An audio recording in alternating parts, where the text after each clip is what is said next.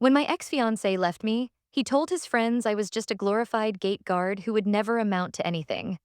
5 years later, he was face down on the asphalt of a restricted runway, learning exactly what a base defense commander actually does. There is a specific kind of silence that falls over a high-security military installation just before everything goes wrong. It isn't a peaceful quiet. It is the heavy, pressurized silence of an engineered ecosystem waiting for a single variable to break the rules. To the untrained eye, an Air Force base looks like a sprawling corporate park with runways. But to those of us who design, maintain, and enforce the security protocols, it is a complex web of lethal and non-lethal boundaries. Every fence line, every biometric scanner, and every armed patrol is positioned with mathematical precision.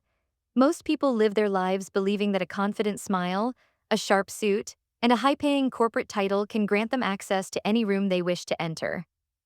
They are accustomed to a world where rules are flexible, where wealth buys compliance, and where status protects them from consequence. They forget that military steel does not care about your corporate title. They forget that federal law is not a negotiation. When you spend years building a career based on discipline, vigilance, and the heavy responsibility of protecting multi-billion-dollar strategic assets, you learn to see the world through a lens of absolute clarity. You learn that people who shout the loudest are usually the weakest, and those who demand respect based on their past achievements are usually running away from their present failures. For 5 years, I carried the weight of a narrative that wasn't mine. I carried the quiet, mocking whispers of a man who needed to diminish my worth so he could feel superior in his own small, comfortable world. He wanted a trophy, an assistant, a shadow to flatter his ego. When he realized I was building a life defined by authority, service, and a level of responsibility he could never comprehend, he did what all fragile men do. He attempted to rewrite the story. He told everyone we knew that I was just a glorified flight attendant, a low-level worker hiding behind a uniform because I couldn't cut it in the real world. He laughed about my schedule, mocked my commitment, and walked away with the supreme confidence of someone who believed he had won. But the universe has a strange, almost poetic way of enforcing its own protocols. It waits for the exact moment when arrogance reaches its absolute peak before introducing reality. On a cold, clear Tuesday morning, that reality arrived at my outer perimeter. He thought he could charm his way through a restricted military checkpoint using nothing but a corporate contractor badge and an attitude of entitlement. He thought the rules didn't apply to him because he was representing a multi-million-dollar aerospace firm. He thought the personnel at the gate were just low-wage security guards who could be easily intimidated or bypassed. He didn't realize that every single move he made was being monitored by high-definition cameras, analyzed by automated threat tracking systems, and relayed directly to my command desk. He didn't know that the woman he had dismissed as a glorified gate guard was now the ultimate authority determining whether he would spend his afternoon in a corporate boardroom or a federal holding cell. When his vehicle breached the initial warning line, triggering the automated barrier systems and sending my response team into immediate tactical deployment, he still didn't understand the gravity of his mistake. He tried to laugh it off as a simple misunderstanding when the heavily armed security forces team surrounded his vehicle with weapons drawn. His laugh stopped completely the moment I walked out of the command post. To understand how a person ends up face down on a military runway, you have to understand the slow, grinding process that creates that level of entitlement. 5 years before that Tuesday morning, I was a young lieutenant in the United States Air Force, specializing in security forces. For those outside the military structure, security forces is often misunderstood. People see the airmen standing at the front gates checking identification cards, and they assume that is the extent of the job.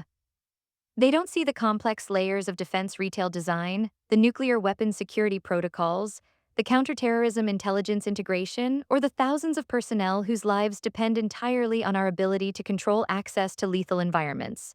It is a world of high stress, zero defects, and absolute accountability. If an airman makes a mistake on a checklist, a strategic asset could be compromised. If a commander miscalculates a threat vector, lives are lost. It is an environment that forces you to grow up quickly, to strip away vanity, and to operate with a cold, calculated efficiency. It was during my initial years in this intense environment that I met Julian. At the time, Julian was a rising star in a major defense contracting firm. He was intelligent, polished, and possessed that effortless corporate charisma that often passes for true capability. To a young officer accustomed to the stark, unvarnished reality of military life, Julian's world seemed sophisticated.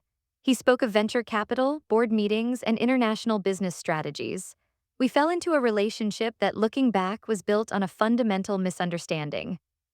I respected his ambition, he was infatuated with the novelty of my profession. But as the months wore on and the initial excitement faded, the structural flaws in our dynamic began to show. My responsibilities were growing. I was promoted to captain and given command of a specialized asset protection flight. This meant longer hours, unpredictable callouts, and a level of mental preoccupation that Julian found increasingly intolerable. He was used to being the center of attention, the primary driver of any social setting. When we went out with his corporate colleagues, he would direct the conversation toward his latest projects, his market projections, and his executive connections. If someone asked what I did, his demeanor would subtly shift. He would smile condescendingly, pat my hand, and say something like, "Oh, Sarah keeps the airplanes safe," or "She's in airport security, basically." At first, I let it slide, attributing it to a lack of familiarity with military structures. I tried to explain the scope of my command, that I was responsible for millions of dollars in technology, the physical security of hundreds of personnel, and tactical response operations. But Julian didn't want to hear it. To acknowledge my authority was to diminish his own standing in his self-constructed hierarchy. He needed to be the provider, the leader, the dominant intellectual force in the relationship. The real breaking point came when I was selected for a prestigious assignment at a high-tier base defense sector. It was a massive career milestone, one that required an even higher level of security clearance and an immense commitment of time and energy. Instead of celebrating, Julian grew cold and resentful. He began a systematic campaign of emotional minimization. He would mock the uniform, calling it unfeminine. He would question why I spent so much time practicing small unit tactics or reviewing security logs when I could be working a normal corporate job with a predictable schedule. He started telling our mutual acquaintances that my job was just a glorified administrative role, a placeholder until I decided to settle down and let him support me. The social pressure was subtle but constant. His friends, all embedded in the high-income corporate bubble, looked at my career with a mixture of polite confusion and mild amusement. They couldn't comprehend a life defined by duty, service, and rigid discipline. They measured success exclusively in stock options, luxury vehicles, and European vacations. Julian fed into this perception, constantly framing my military service as a quirky hobby rather than a high-stakes profession. He wanted me to resign my commission, take an entry-level human resources job at his firm, and become the supportive corporate wife his image demanded. When I refused, when I made it clear that my commitment to my country and my profession was a core part of who I was, his attitude turned venomous. The breakup wasn't an explosion, it was a cold, calculated execution of my self-worth. He called off the engagement 3 months before the wedding, choosing to do it at a high-end restaurant surrounded by the very people who reinforced his ego. He told me, with an air of profound pity, that he couldn't spend his life tied to someone who was content being a glorified gate guard. He said I lacked true ambition, that I was hiding in the military because I was afraid of the competition in the real corporate world. He told his family and our remaining friends that I had become obsessed with a low-level security job and that he needed someone who operated on his level. I walked away from that restaurant without shedding a single tear in his presence.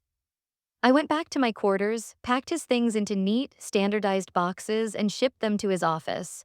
The next morning, I reported for duty at 400 hours. I took all the pain, all the humiliation, and all the quiet rage of that rejection, and I poured it into my work. I didn't seek revenge, and I didn't try to contact him to defend my honor. I simply chose to become undeniable. 5 years passed. I was promoted to major ahead of schedule and given command of the entire base defense sector at a critical strategic installation. I was no longer just managing flights. I was designing the integrated defense systems for an entire region, commanding a force of hundreds of highly trained airmen, and holding the ultimate authority over who entered and exited one of the most secure environments in the country.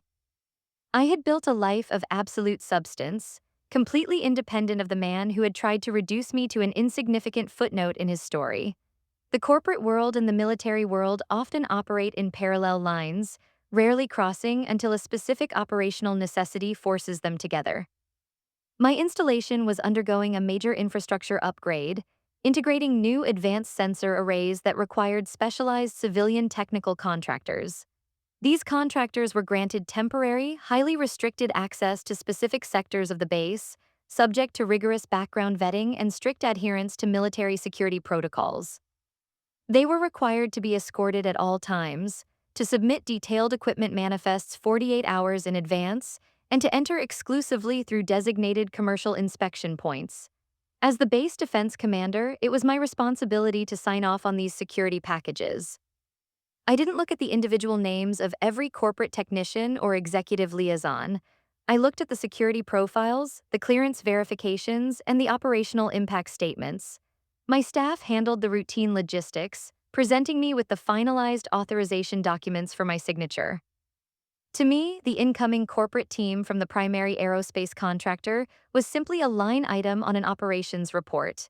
I had no idea that Julian was part of that team, having risen to a senior director position within the firm's logistics division. He had spent those 5 years climbing the corporate ladder, accumulating titles, bonuses, and an even deeper sense of personal infallibility. He was coming to our base to oversee the final delivery phase of the sensor integration project, arriving with a small entourage of junior executives and technical specialists.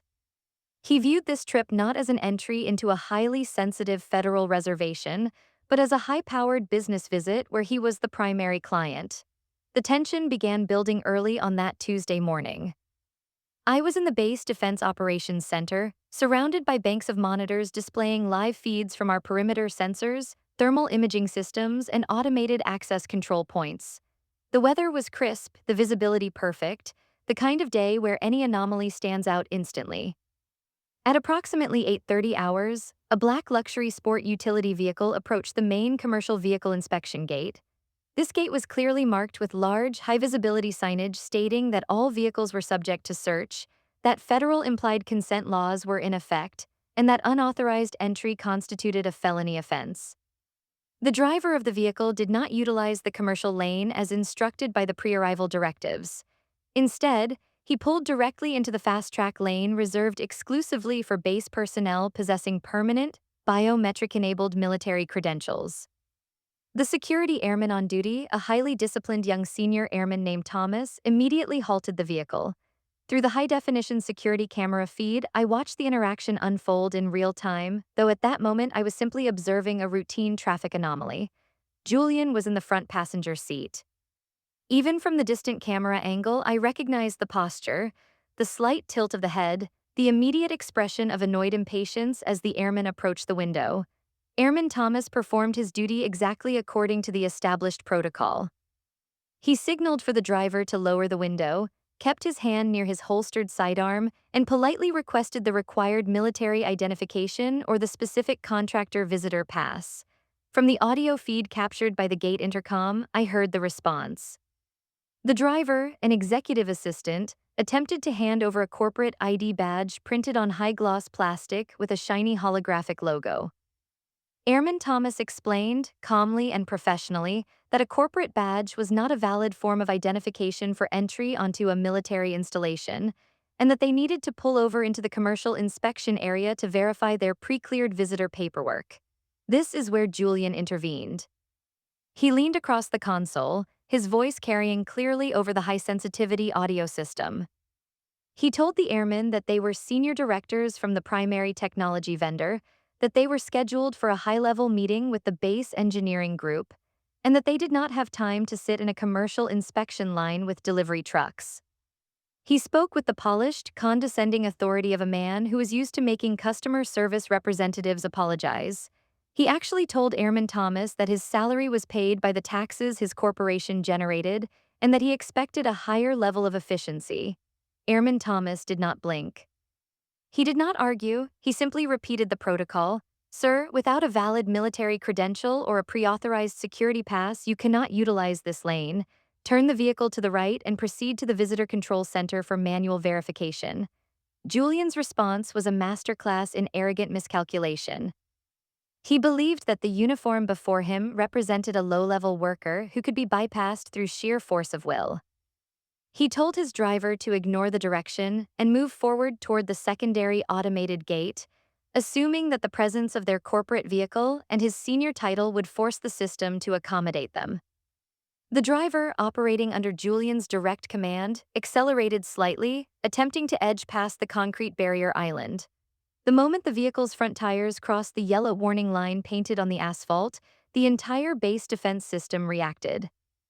Airman Thomas immediately stepped back, hitting the emergency duress button on his vest while raising his hand to command an immediate halt. Simultaneously, the automated access control system detected the unauthorized movement. Within milliseconds, heavy hydraulic bollards slammed upward from the ground in front of the vehicle, stopping it dead in its tracks with a violent metallic thud. The gatehouse sirens began to wail, a sharp, piercing sound that echoed across the entire sector. In the command center, the tactical display screens flashed red. A voice came over the primary radio net. "Command, we have an active gate runner at Gate 1. Vehicle has breached the warning line. Occupants are non-compliant." The transition from routine monitoring to emergency response happens in the blink of an eye. The moment the DRS alarm sounded, I was no longer an observer. I was the director of a complex tactical machine. I didn't know who was in that vehicle, but the protocol for an unauthorized vehicle breaching a warning line at a high-tier asset installation is absolute. It is treated as a potential hostile intrusion until proven otherwise. I grabbed my radio, my voice calm, controlled, and completely devoid of emotion. "All units, this is command. Execute response protocol alpha at Gate 1. Establish inner and outer cordons. Detain all occupants for federal trespass evaluation." On the monitors, I watched my response teams move with flawless synchronization. Two heavily armored tactical security vehicles accelerated from their standby positions, their emergency lights flashing, and maneuvered to block the rear of Julian's SUV, completely boxing it in. Six security forces airmen, dressed in full body armor and carrying M4 rifles, dismounted and surrounded the vehicle, their weapons trained on the windows. The level of psychological shock inside that luxury SUV must have been instantaneous. Through the camera feed, I could see Julian's expression change from irritated arrogance to absolute terror within 3 seconds. He was no longer in a boardroom where he could control the narrative. He was looking down the barrels of loaded military rifles held by young men and women who were trained to neutralize threats without hesitation. Airman Thomas, now supported by his team leader, approached the driver's side with his weapon at the ready. Over the external loudspeaker, the command was given: "Turn off the engine, put the keys on the dashboard, keep your hands where we can see them, exit the vehicle one by one, face away from us, and drop to your knees." Julian's assistant complied immediately, his hands shaking violently as he opened the door and rolled onto the asphalt. Julian was slower to react. His corporate conditioning was trying to find a way to negotiate, to explain, to demand to speak to someone in charge. When he finally opened the passenger door, he attempted to stand up and speak. "Listen to me," he shouted, his voice cracking under the tension. "There has been a massive misunderstanding. I am a senior director with the aerospace firm. I demand to speak to your superior officer immediately. You cannot treat us like this." A staff sergeant stepped forward, his voice cutting through Julian's protests like a knife. "Sir, you are on a federal military installation. You have ignored lawful commands and breached a security perimeter. Get on your knees now, or you will be physically neutralized."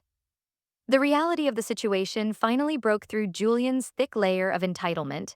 He dropped to his knees on the cold, grease-stained asphalt of the runway access road, his expensive custom suit ruining against the rough surface. His hands were placed behind his head, and his wrists were secured with heavy-duty tactical zip ties. He was searched, his corporate ID badges and high-end smartphone confiscated and placed into evidence bags. In the operations center, I stood up and adjusted my uniform. My duty jacket bore the silver oak leaves of a major, and my beret was positioned with precise alignment. I looked at the monitor one last time, zooming in on the face of the man who was currently kneeling on the ground. The realization hit me then not as an explosion of anger but as a deep, cold wave of profound irony. It was Julian. The man who had spent months telling everyone I was a glorified flight attendant, the man who had dismissed my entire life as an insignificant hobby, was now kneeling in the dirt outside my gate, begging to speak to my superior officer. I turned to my operations sergeant. Sergeant, I am proceeding to Gate 1 to personally handle the secondary interrogation and processing of the perimeter violators. Maintain full situational awareness and keep the line to the base commander open. As I walked down the corridor toward my staff vehicle, my heart rate didn't even elevate. I felt an incredible sense of clarity. This wasn't about personal vengeance. It was about the absolute, uncompromising reality of the protocol I had spent my life mastering. He had spent years living in a fantasy world built on corporate vanity and social posturing. I had spent those same years living in a world built on concrete, steel, and accountability. The two worlds had finally collided, and the rules of my world were the ones that held all the power. The drive to Gate 1 took less than 3 minutes, but inside that time, a lifetime of narrative was permanently rewritten. When my vehicle arrived, the scene was entirely under control.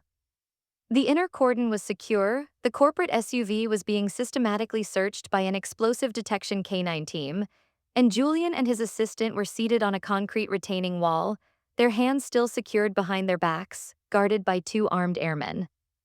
Julian was looking down at the ground, his hair disheveled, the confidence completely drained from his face. He looked small. He looked like a man who had suddenly realized that his titles, his stock options, and his expensive network meant absolutely nothing in a place where authority is measured by the chain of command and the rule of law. I stepped out of the staff vehicle. The airmen immediately snapped to attention, saluting with crisp discipline. I returned the salute, my movements deliberate and unhurried. The sound of my boots on the asphalt drew Julian's attention. He lifted his head, his eyes tracking up from my boots, past the tactical gear, to the rank insignia on my uniform, and finally to my face. The expression that crossed his countenance is something I will never forget. It was a mixture of absolute disbelief, cognitive dissonance, and a sudden paralyzing realization of his own utter foolishness. For several seconds he simply stared, his mouth slightly open, his mind unable to reconcile the woman he had discarded as a low-level worker with the officer who was now commanding the entire tactical scene before him. "Sarah?" he whispered, his voice stripped of all its corporate polish. "What? What are you doing here?" I did not smile, I did not gloat. I maintained the cold, professional distance of a base defense commander addressing a security violator. I stood before him, my hands clasped behind my back. "To you, I am Major Vance," I said, my voice carrying clearly across the quiet checkpoint. "You are currently being detained for a willful breach of a federal military security perimeter, noncompliance with lawful orders from military personnel, and unauthorized entry into a restricted asset sector." Julian attempted to shift his posture, trying to find a remnant of his old authority. "Sarah, please. This is ridiculous. We had a meeting with the base engineering team. The driver made a mistake. You know me. Tell these people to take these things off my wrists. We are the primary contractors on the sensor project." I looked down at him, my expression entirely neutral. "The project you are contracted for exists because my sector designed the security requirements for it. The personnel you are scheduled to meet report directly to the installation command structure, of which I am the chief of security. Your corporate status does not grant you immunity from federal law, Julian. You were given a direct order to utilize the commercial inspection lane. You chose to ignore that order, believe that your position elevated you above our protocols. You were wrong." He looked at the airmen standing around him, then back at me, the full weight of the status reversal finally settling into his chest. 5 years ago, he had told his friends I would never amount to anything. Now, his entire professional future, his freedom for the next 48 hours, and the reputation of his firm depended entirely on my signature on a security incident report. His assistant looked at him in horror, realizing that Julian's arrogance had landed them in a federal investigation. "Major Vance," Julian said, his voice dropping to a pleading tone, the condescension entirely gone. "I am sorry, I didn't know, I didn't understand what it is you actually do here. It was a mistake, please don't ruin our contract over this." I looked at him for a long moment, allowing the silence to stretch out until it became uncomfortable. "I am not going to ruin your contract, Julian," I said calmly. "The protocol will handle you exactly as it handles anyone else. You will be processed, issued a federal citation for trespassing, your base access credentials will be permanently revoked, and your corporate headquarters will be formally notified of your security violation." My airmen will escort you off this installation once the paperwork is complete. Your firm can send a different director to complete the project, someone who understands how to follow a simple sign at a gate. I turn to the staff sergeant. Complete the processing. Ensure the incident is logged with the federal magistrate. If there is any further noncompliance, transport them to the county holding facility. I turned my back on him, not waiting for a response, not needing to hear his apologies or his explanations. As I walked back to my vehicle, I felt a profound sense of closure. The whispers, the mocking comments, the years of feeling minimized by a fragile ego, all of it vanished into the clean air of the runway. True authority doesn't need to shout, it doesn't need to boast, and it certainly doesn't need validation from the people who tried to break it. It simply stands its ground, executes its duty, and lets the protocol do the rest. What is the best way to handle an ex who tries to minimize your success after you've outgrown them? Share your wisdom in the comments. Drop a fire if you believe that building your own empire is the absolute best response to a toxic relationship.